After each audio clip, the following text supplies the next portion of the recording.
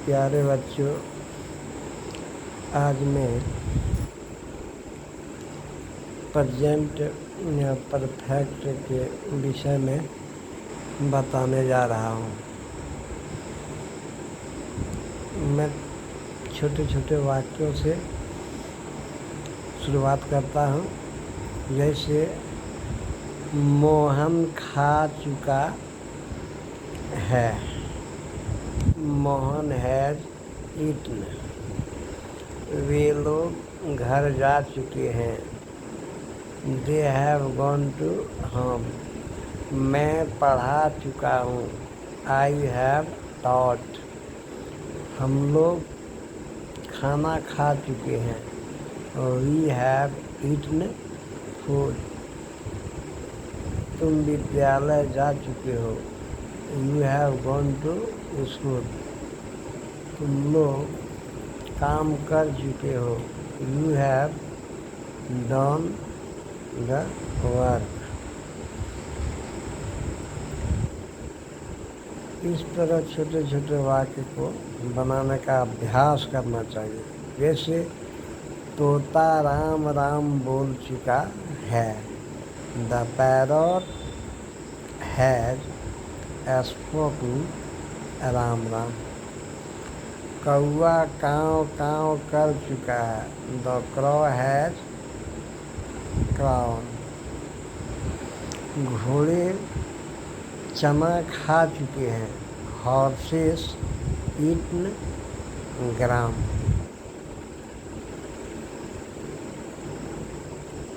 औरतें गीत गा चुकी हैं, ओमेन संग सॉन्ग।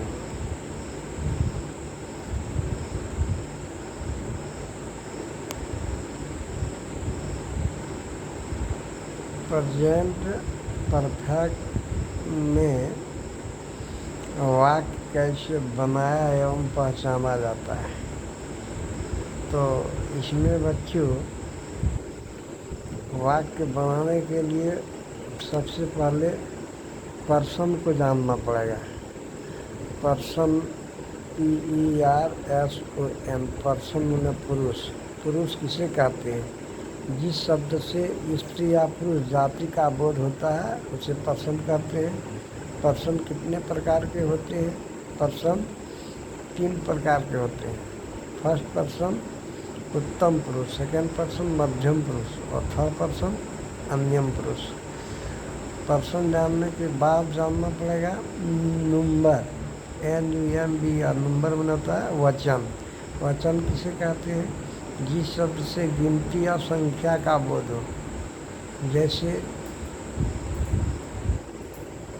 1 2 4 6 इत्यादि। वचन कितने प्रकार के होते हैं? वचन 2 प्रकार के होते हैं, एक वचन, बहुवचन। एक वचन किसे कहते हैं? जिस शब्द से एक व्यक्ति या एक वस्तु का बोध होता है उसे एक वचन कहते हैं। और बहुवचन किसे कहते हैं? जिस शब्द से 2 या 2 से अधिक व्यक्तियों या वस्तुओं का बोध होता है। तब हम लोग आते हैं सब्जेक्ट, कर्ता। सब्जेक्ट किसे कहते हैं? जो क्रिया को करता है। जैसे राम पढ़ता है, पढ़ने का काम कौन कर रहा है? राम। राम हो गया कर्ता। कर्ता कितने प्रकार के होते हैं? कर्ता 6 प्रकार के होते हैं। फर्स्ट पर्सन के 2, आई और वी। सेकंड पर्सन का 2, यू और थर्ड पर्सन का 2। ही सी ईट को एक ही में रखे हैं और दे सिंगुलर और प्लूरल में। इसके बाद जानना पड़ेगा वर्ब किसे कहते हैं? क्रिया। जिस शब्द से कुछ करने या होने का बोध होता है। जैसे जाना, जाने का बोध होता है। खाना, खाने का। ये हुआ क्रिया, उसको अंग्रेजी में वर्ब कहते हैं। यही वर्ब का तालमेल बैठाना पड़ता है। हम बच्चे को पढ़ाते समय ऐसे कहते हैं कि कर्ता जो है सो दूल्हा है और वर्ब जो है सो केनिये है। दोनों का तालमेल, जैसे युवा दोनों का तालमेल बैठाता है तब शादी करता है। उसी तरह शिक्षक बच्चे को बताते हैं कि कर्ता और क्रिया का तालमेल कैसे करोगे। तो नियम के तहत इसमें पूरा विवरण दिया हुआ रहता है। जैसे प्रेजेंट परफेक्ट में वाक्य कैसे बनाया एवं पहचाना जाता है। प्यारे बच्चों, इसमें थर्ड पर्सन सिंगुलर सब्जेक्ट के साथ वर्ब के पहले हैज लगता है और वर्ब तीसरे रूप में रहती है।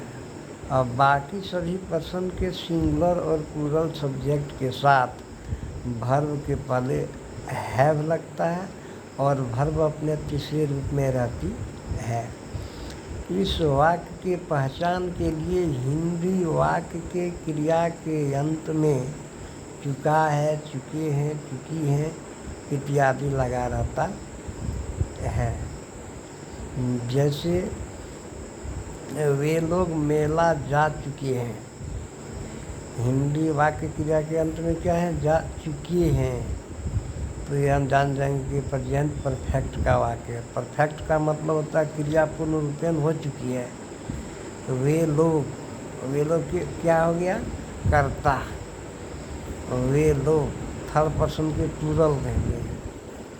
तो वर्ब के पहले हम हैव ले लेंगे और वर्ब जाना होता है वर्ब का पहला रूप, लेकिन यहाँ चुके हैं तो जा चुके हैं तीसरा रूप हो जाएगा। वर्ब का 5 रूप होता है, V1, V2, V3, V4, V5। इसमें V3 का प्रयोग होगा।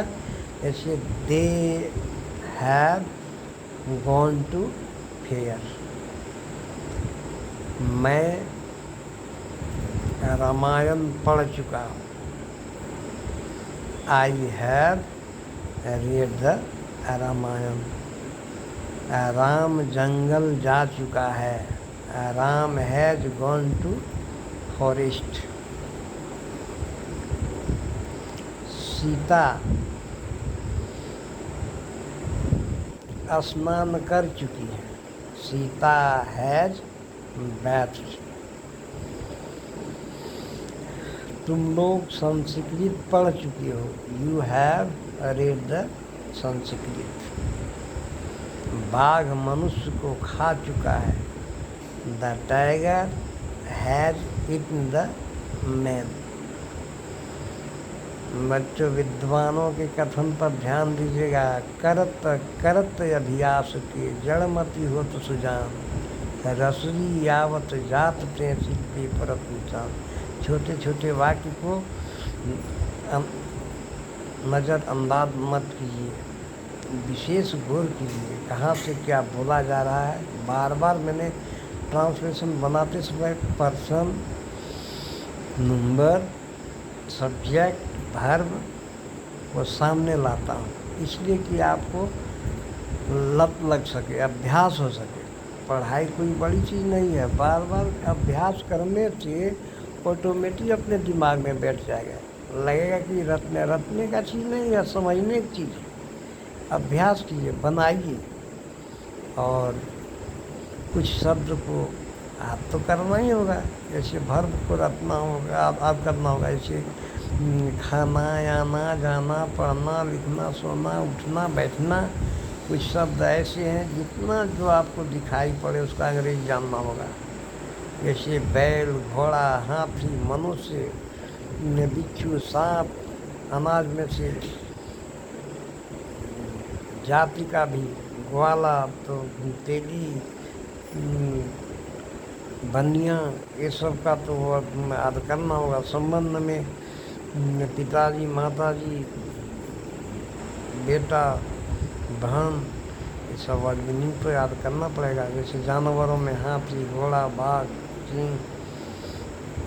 वर्ब में भी दहाड़ना, आना, जाना, खेलना, खाना, ये सब को तो रटना ही होगा और बिना याद किए हुए नहीं। विद्वान बनने के लिए तो विद्वान के रास्ते पर चलने ही पड़ेगा, अभ्यास करना पड़ेगा। डेली 10 अंग्रेजी को वर्ड मीनिंग को याद कीजिए, तो देखिए कितना आपके पास स्टॉक में आ जाएगा। और नियम को भी फॉलो कीजिए। प्रेजेंट इंडेफिनिट को भी ध्यान दीजिए कि उसको बनाते समय कहाँ कहाँ से किस बात से परिचय होना पड़ता है, तब वाक्य बनता है। कितना पढ़े लिखे आदमी को आप अचानक पूछिए कि राम पढ़ता है, वाक्य बनाइए, तो बना देगा राम इज रीडिंग। बताइए, राम पढ़ता है, ता है, ते है, ती है, प्रेजेंट इंडेफिनिट बता रहा है कि राम रीड सही होगा, और राम इज रीडिंग कह के छुट्टी है। जबकि पूछिएगा तो कहाँ पढ़ रहा है, BA MA में पढ़ रहे हैं, और यहाँ छोटा वाक्य नहीं बना पाता है। तो छोटे छोटे वाक्य को ध्यान में रखते हुए आगे की ओर बढ़ें। मैं इसी तरह आप लोगों को मदद करते रहूँगा जहाँ तक बन पड़े। और बताते समय तो लगेगा कि क्या क्या जाने हुए बात को बार बार रिपीट करते, नहीं, जाने हुए चीज़ को जानना चाहिए। मैंने खोट्ठा का एग्ज़ाम दिया तो क्वेश्चन आंसर मिलाया तो उसमें 80 से ऊपर मेरा आ रहा है। और मैंने आफ्ताब सर को पूछे कि क्या सर आपका कितना आएगा, तो उसने बताया कि 45। हम बोले 45 क्यों? बोला अरे खोट्ठा को कौन पढ़ाता था, उतना ध्यान दे के नहीं पढ़े। देखिए, उतना ध्यान दे के नहीं पढ़े, जबकि पढ़ना चाहिए था। खोट्ठा को वैल्यू नहीं दिया, नंबर उसका आया क्या, 45।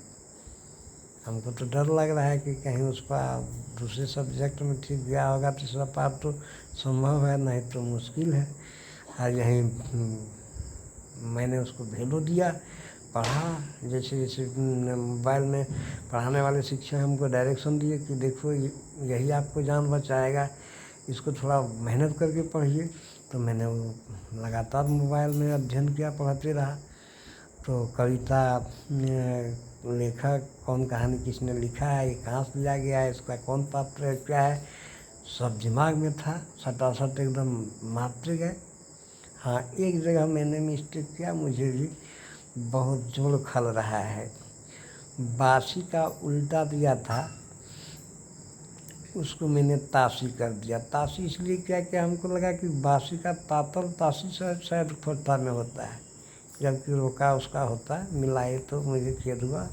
मेरा दामाद बताया कि मैंने इसमें आप मिस्टेक किए और मैंने आम वाला में मिस्टेक किए। वो आम वाला में दूसरा लगा दिया था, बताया था कि चिकन गाँठ है और हड्डी मेरे वहाँ है। तो मुझे दिमाग में आया कि आम के ऊपरी भाग में चिकन होता है और हड्डी जो बीच वाला खोलिया है हड्डी जैसा उसमें रेवा रहता है, मैंने आम लगा दिया। उसका उसमें लग रहा है कि मैंने इसमें कर दिया, उसको खल रहा है, और हमको बासी का तासी में खल रहा है। तो खैर, कहता है कि राह पर जो चलता है वही फिसलता है, उठता है, गिरता है। 1-2 नंबर का वैल्यू तो है, खलता तो है, लेकिन इसमें क्या किया जाए।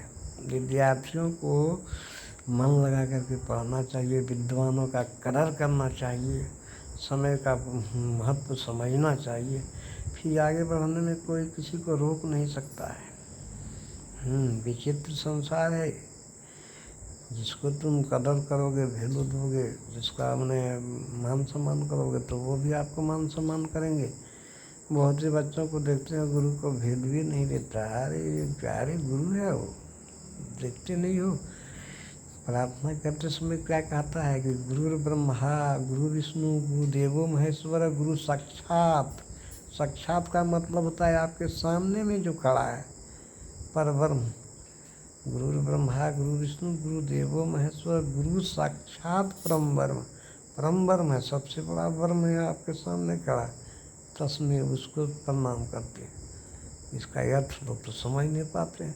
प्रार्थना तो कराते हैं, करते हैं। जैसे प्रस्तावना में देखिए, संविधान की प्रस्तावना को डेली याद करते हैं, लेकिन उसका अर्थ नहीं समझ पाते हैं। प्रस्तावना क्या है? भारत संविधान की आत्मा है, दर्पण है, ऐना है। मैं तो बार बार विद्वानों से रिक्वेस्ट करता हूँ कि देखिए, संविधान को निखारिए, संविधान को बताइए, संविधान को हर जगह लागू कीजिए। और जो आज कुछ दबे इंसान को ऊपर उठने का मौका दीजिए। आप लोग के हाथ पर सब कुछ है, उस पर ध्यान रखिए। संविधान में बाबा जो करके गए हैं, कम से कम उस पूंजी को सबों तक पहुंचने दीजिए। और गरीब कुछ देर आदमी जो है उसको ऊपर उठने का मौका दीजिए। यही कह करके मैं अपने वक्तव्य को समाप्त करता हूँ। जय हिंद, जय भारत।